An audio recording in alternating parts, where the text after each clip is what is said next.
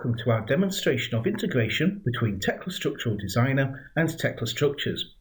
Here we will demonstrate the general transfer process between the two software packages. To begin, here is our sample model within Tekla Structural Designer. It consists of concrete flat slab, concrete beam, and steel beam construction within a multiply sloped roof arrangement. As we orbit the model, you may see the construction in more detail. To perform the export of a model from Tekla Structural Designer, we use a dedicated export process held within the software to generate the required transfer file. As can be seen, the process is very simple to use and allows for a range of different options and sections to be used. Since we have a designed model, we can also choose to export end force information as part of the produced file. Once the file has been produced, we can check the status of the BIM transfer from within the Review tab. This shows with the colour coding that the model has been successfully exported, and we can now move to the Tekla Structures software. Within Tekla Structures, we can now import the file generated from the Tekla Structural Designer software. The process to do this is very straightforward, and as can be seen from the conversion process, automatically supports all of the section profile references held within the file. The import process is very fast and accurate, generating the model with all elements and profiles that were contained within the Tekla Structural Designer model itself. As we orbit the model, you can see that the geometry has been correctly imported and that no elements are missing. The various roof slopes are imported, and the resulting Tekla Structures model is an accurate representation of the analysis and design model. If we check the member properties for a given member, we can see that the profile and material has been correctly set. Positions and rotations have been correctly set, and even user-defined attributes have been set by the import process. If we perform an inquiry on a beam, we can view the end forces which have been imported, along with the connectivity status and other attributes imported from Tekla Structural Designer. We can similarly perform an inquiry on a steel brace to view similar settings. Concrete columns have parameters imported to suit the designed rebar requirements, and similar parameters can be viewed when performing an inquiry on a concrete beam. Any of these attributes can be included within drawings or within the Tekla Structures organizer.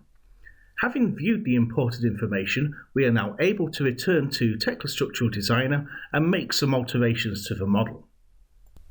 Back in Tekla Structural Designer, we have added two bracing members to the model.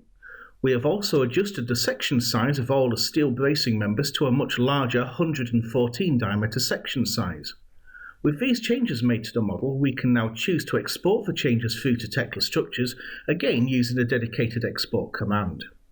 We run through the wizard process, incrementing the file name of the exported file so that we don't overwrite any previously exported information, and with the file generated, we can now return to the Tekla Structures software. Returning altered models to Tekla Structures is a very simple process. We use the same import command again, ensuring to update the file name being imported. Again, the preview of the conversion process shows no errors or missing content, simply allowing us to continue with the process. This time, when we import the model, we are faced with a model comparison tool. This shows the new members held in a file, along with the updated, deleted, and unchanged elements. We can view the information and coordinates for the two new braces, and then concentrate on the 21 updated bracing members. Where alterations have been made, you can see that these are highlighted, allowing us to easily verify the amendments. Each update has an action allowing us to update or ignore that alteration, giving us full control over the update process. We accept these changes, close the dialog, and then we can interrogate all of the members to see that the update has been successfully performed.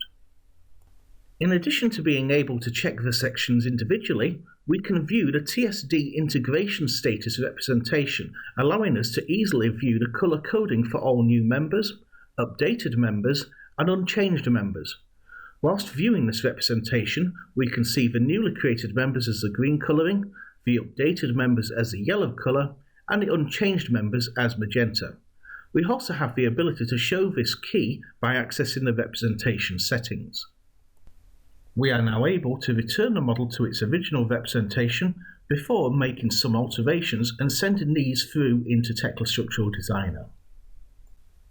The alterations which we have made to the Tekla Structures model are shown with the dark blue classification. We have created 2 new bracing members, and we have adjusted the section size of one of the steel rafters. The final change is to highlight and then delete 2 bracing members before sending the updated model back into Tekla Structural Designer. The export process works in a very similar manner to the import process and is very simple and straightforward to perform. We provide a new file name, the conversion preview can be checked but this can be seen to be working correctly, and we simply export the model. We can now swap to Tekla Structural Designer for the merge process. To import the alterations into Tekla Structural Designer, we can use a structural BIM import command. This allows us to perform the import whilst also controlling the items which are to be updated. In this process, we will choose not to delete members which were removed from the Tekla Structures model. This allows us full control over the import and merge process. Once the merge process has been completed, we can view actual changes in the status tree. We are able to read full details of the update whilst also being able to double-click on a message to find the affected element. If we access the review mode, we can use a BIM status command to check the color coding of a model.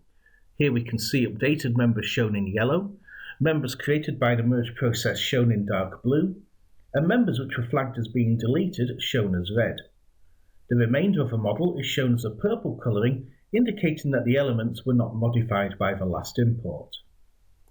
The overall import and export process can then be continued in the same ways as have already been shown. This then brings us to a close on our demonstration video. Thank you.